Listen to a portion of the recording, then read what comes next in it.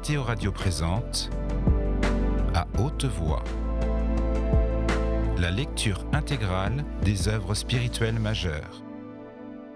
Aujourd'hui, le disciple de Paul Bourget.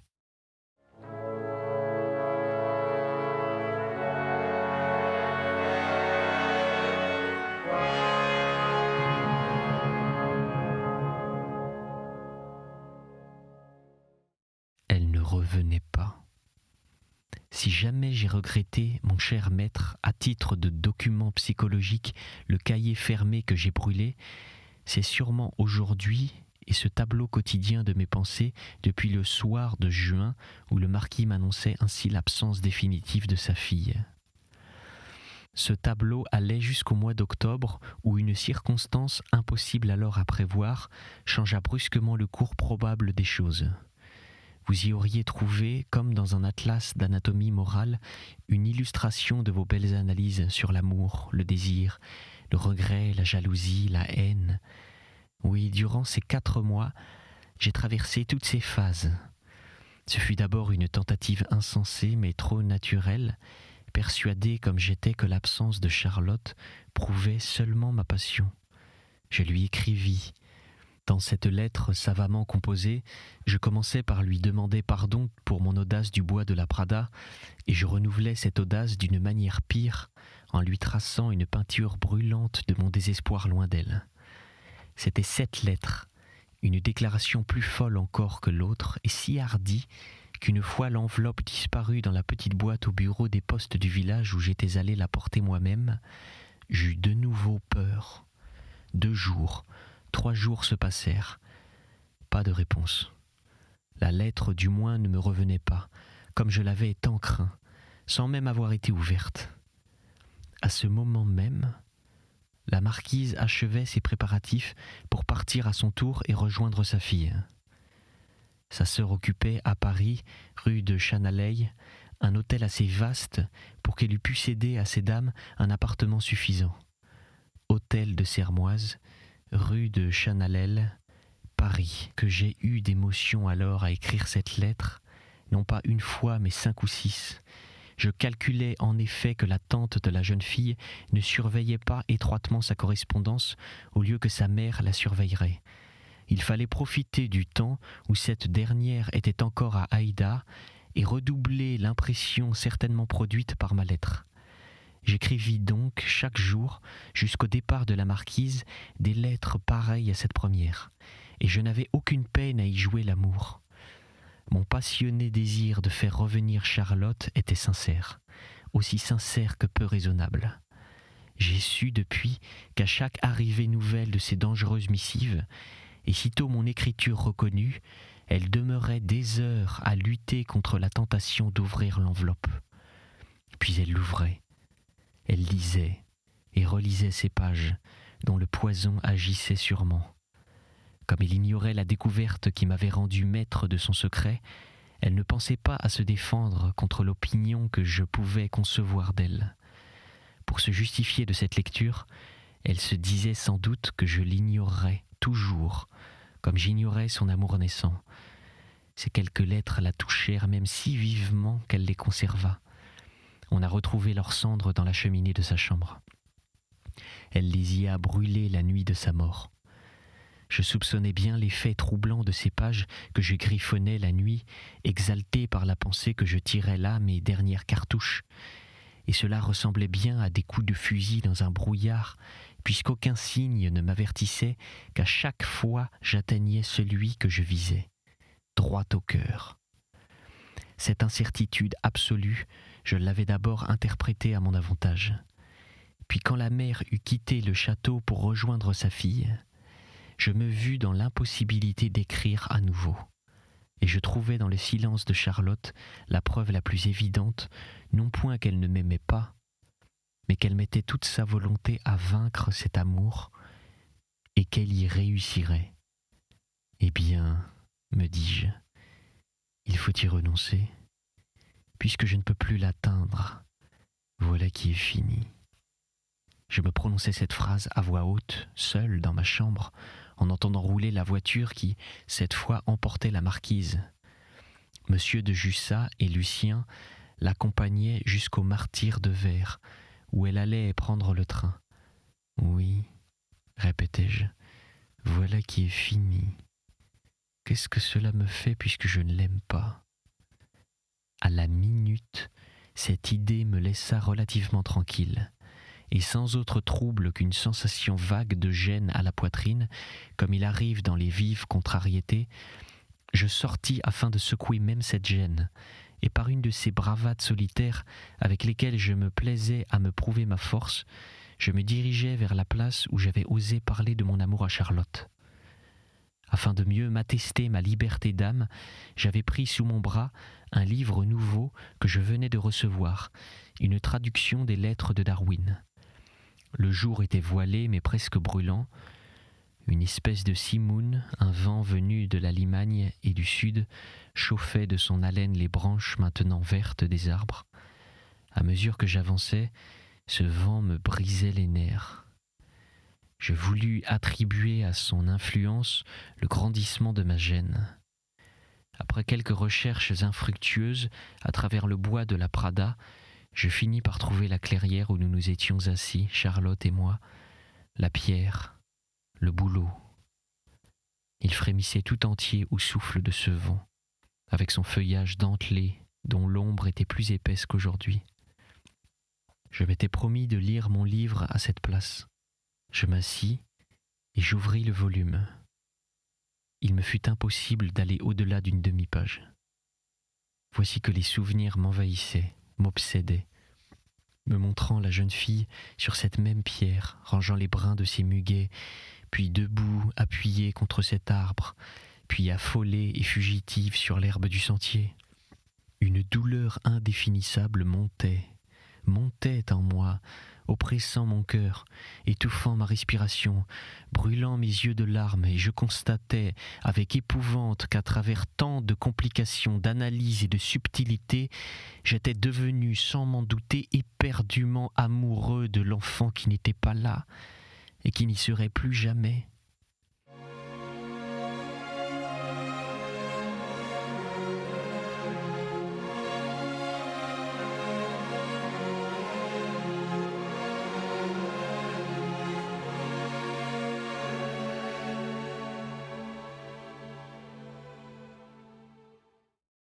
Cette découverte, si étrangement inattendue et d'un sentiment si contraire au programme réfléchi de mon aventure, s'accompagna presque aussitôt d'une révolte, et contre ce sentiment et contre l'image de celle qui m'en infligeait la douleur.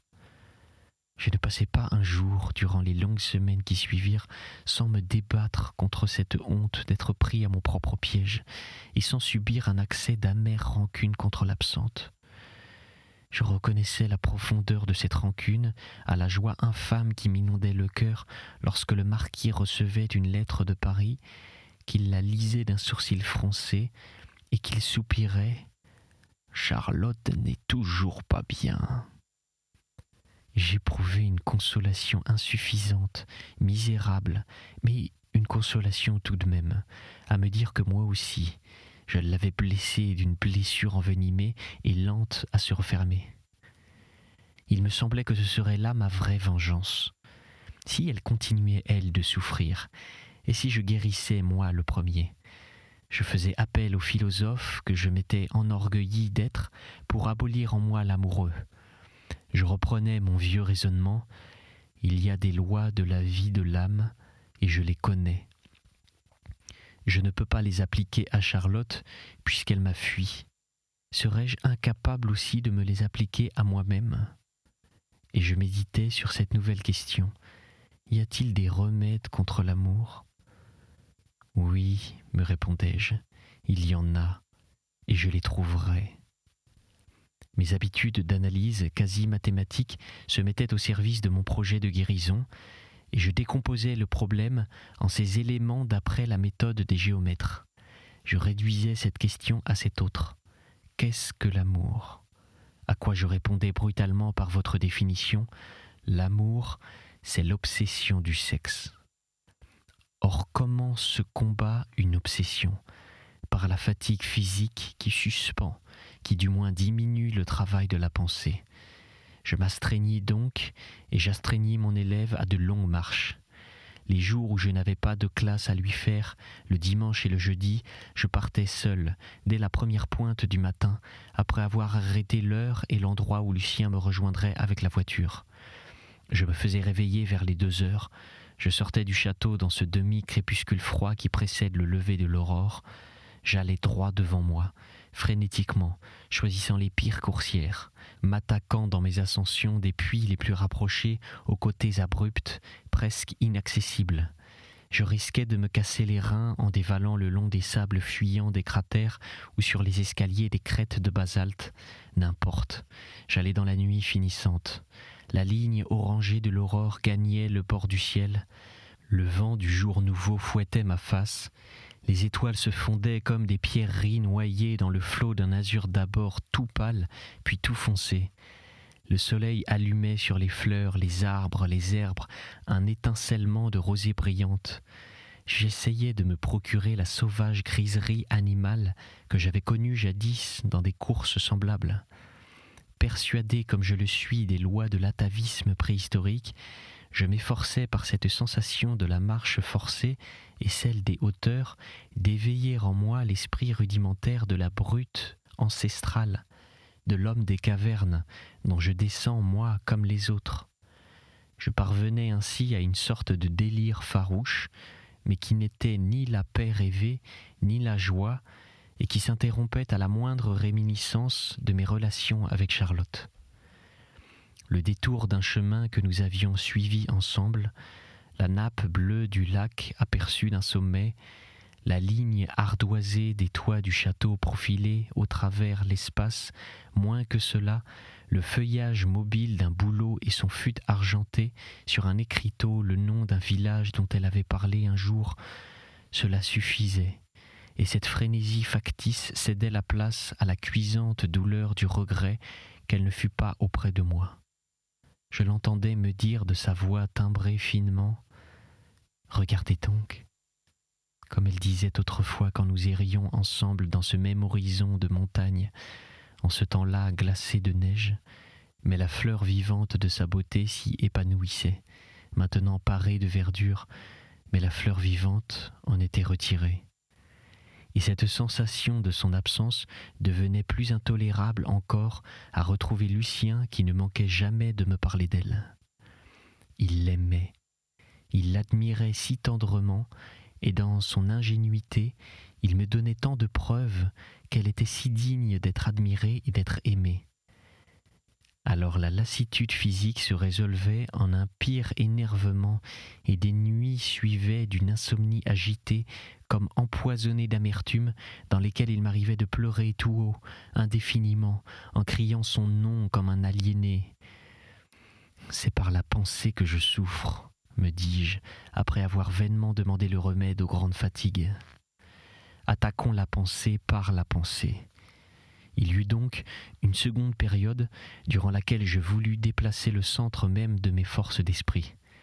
J'entrepris l'étude la plus complètement opposée à toute préoccupation féminine. Je dépouillai en moins de 15 jours, la plume à la main, 200 pages de cette physiologie de Bonis, emportée dans ma malle, et les plus dures pour moi, celles qui traitent de la chimie des corps vivants, mes efforts pour entendre et pour résumer ces analyses qui exigent le laboratoire eurent beau être suprêmes, je n'arrivais qu'à m'hébéter l'intellect, et je me trouvais, moi, capable de résister à l'idée fixe. Je reconnus que je faisais de nouveau fausse route. La vraie méthode n'était-elle pas plutôt celle que professait Goethe ? Appliquer sa pensée à la douleur même dont on veut se délivrer. Ce grand esprit qui a su vivre mettait ainsi en pratique la théorie exposée dans le 5e livre de Spinoza et qui consiste à dégager derrière les accidents de notre vie personnelle la loi qui les attache à la grande vie de l'univers. Monsieur Taine, dans d'éloquentes pages sur Byron, nous conseille de même de nous comprendre, afin que la lumière de l'esprit produise en nous la sérénité du cœur. Et vous, mon cher maître, que dites-vous d'autre dans la préface de votre théorie des passions ? Considérer sa propre destinée comme un corollaire dans cette géométrie vivante qui est la nature, et par suite comme une conséquence inévitable de cet axiome éternel dont le développement indéfini se prolonge à travers le temps et l'espace, tel est l'unique principe de l'affranchissement. Et que fais-je d'autre à cette heure en rédigeant ce mémoire que de me conformer à ces maximes ? Puissent-elles me réussir mieux qu'alors ? J'essayais en effet à cette époque de résumer dans une espèce de nouvelle autobiographique l'histoire de mes sentiments pour Charlotte. J'y supposais, voyez comme le hasard se charge parfois de réaliser étrangement nos rêves, un grand psychologue consulté par un jeune homme. Et vers la fin, le psychologue rédigeait, à l'usage du malade moral venu à lui, un diagnostic passionnel, avec indication des causes. J'écrivis ce morceau pendant le mois d'août et sous l'influence accablante de la plus torride chaleur. J'y consacrai 15 séances environ, poussées de 10 heures du soir à 1 heure du matin, toutes fenêtres ouvertes, avec le vol autour de ma lampe allumée des grands sphinx de nuit, de ces larges papillons de velours sombre qui portent sur leur corselet l'empreinte blanche d'une tête de mort. La lune se levait, inondant de ses clartés bleuâtres le lac où couraient des reflets nacrés, les bois dont le mystère s'approfondissait et la ligne des volcans éteints, ces volcans pareils à ceux que mon père montrait à mes yeux d'enfant à travers le télescope dans cette lune elle-même. Je posai ma plume pour m'abîmer devant ce paysage muet, dans une de ces rêveries cosmogoniques dont j'étais coutumier jadis. Comme au temps où la parole de ce pauvre père me révélait l'histoire du monde, je revoyais la nébuleuse primitive, puis la terre détachée d'elle et la lune détachée de la terre.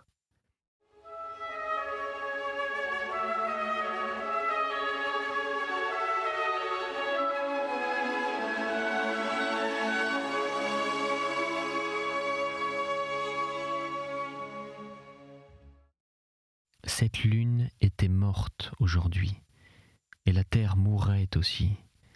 Elle allait se glaçant de seconde en seconde. La suite imperceptible de ces secondes, s'additionnant durant des milliers d'années, avait déjà atteint l'incendie des volcans d'où jaillissait autrefois, brûlante et dévastatrice, la lave sur laquelle posait le château. En se refroidissant, cette lave avait dressé comme une barrière au cours d'eau qui s'étalait maintenant en lac, et l'eau de ce lac irait aussi s'évaporant à mesure que l'atmosphère irait diminuant. Ces 14 pauvres kilomètres d'air respirable qui environnent la planète. Je fermais les yeux et je les sentais rouler, ce globe mortel, à travers le vide infini, inconscient des petits univers qui vont et qui viennent sur lui, comme l'immense espace est inconscient des soleils, des lunes et des terres. La planète roulera ainsi quand elle ne sera plus qu'une boule sans air et sans eau, d'où l'homme aura disparu, comme les bêtes et comme les plantes. Au lieu de me procurer la sérénité du contemplateur, cette vision de l'irrémédiable écoulement me faisait me ramasser et sentir avec terreur cette conscience de ma personne, la seule réalité que j'eusse à moi, et pendant combien de temps ? À peine un point et un moment. Je me souvenais alors d'une phrase naïve que Marianne disait en pleurant un jour que je lui avais fait de la peine. « On n'a que soi », répétait cette fille à travers ses larmes. « On n'a que soi ».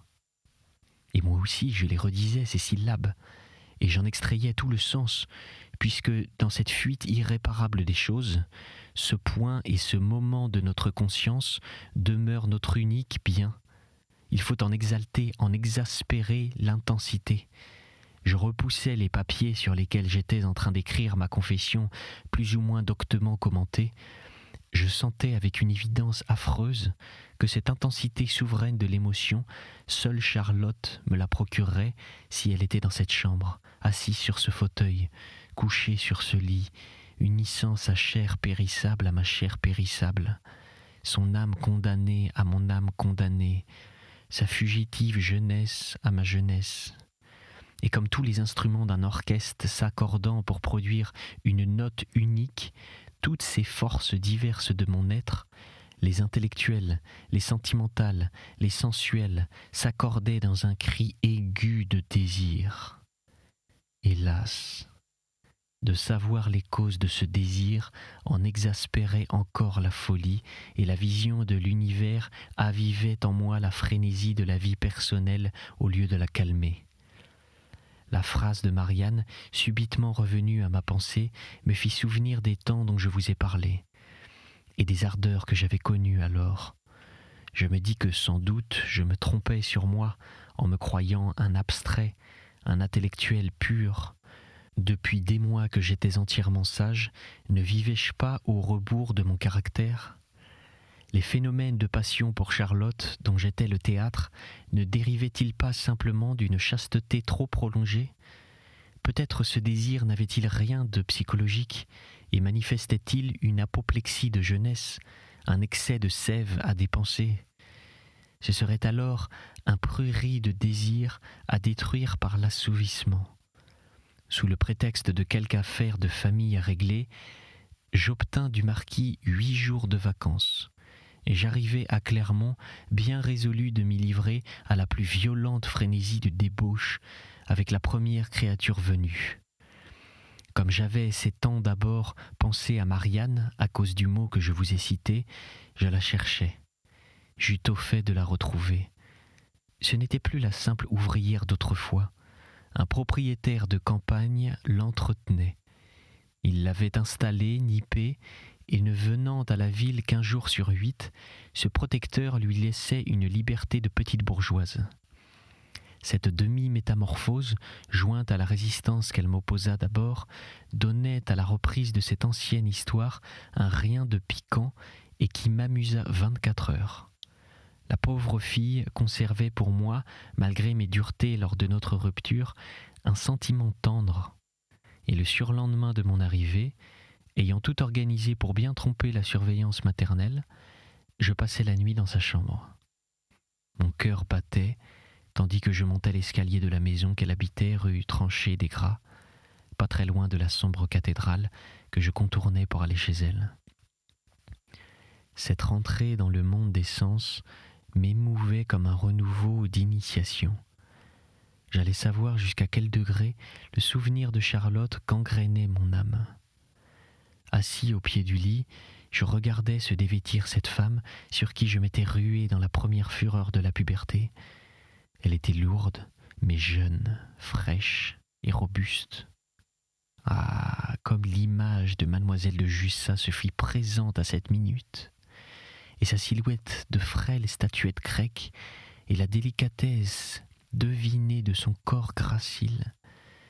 Comme cette image était encore là, vivante dans mes yeux, tandis qu'étendue dans le lit, j'étreignais ma première maîtresse avec une ardeur de brutalité qui se mélangeait d'une tristesse infinie. Cette créature était une simple fille du peuple, et qui ne raisonnait guère.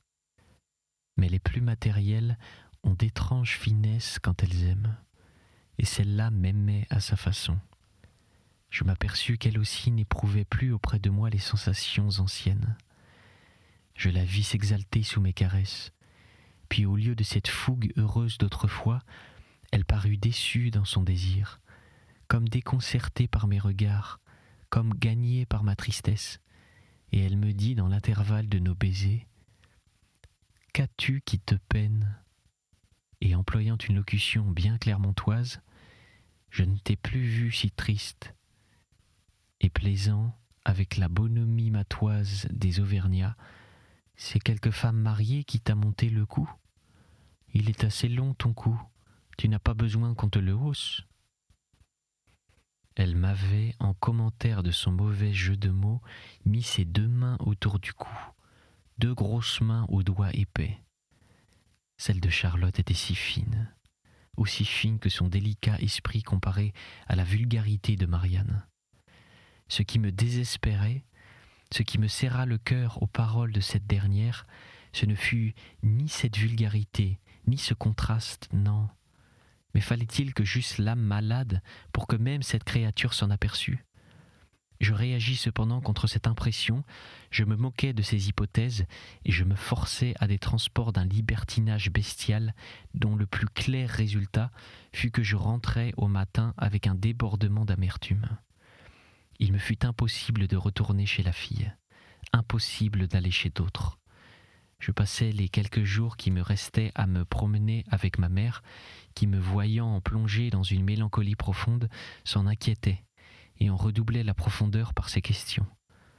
Ce fut au point que je vis approcher l'instant du retour au château avec un soulagement. Du moins, j'allais y vivre parmi mes souvenirs. Un coup terrible m'y attendait, qui me fut porté par le marquis dès mon arrivée. « Une bonne nouvelle !» me dit-il sitôt qu'il me vit. « Charlotte va mieux, et une autre aussi bonne. Elle se marie. Oui, elle accepte. Monsieur de Plane. Mais c'est vrai, vous ne savez pas, un ami d'André qu'elle avait refusé une fois et maintenant elle veut bien. » C'était À haute voix, une émission de KTO Radio. Aujourd'hui, Le disciple de Paul Bourget. Lecture, Pierre Deveau.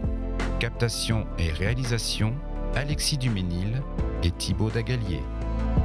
Une émission disponible en podcast sur ktoradio.com et sur l'application KTO Radio.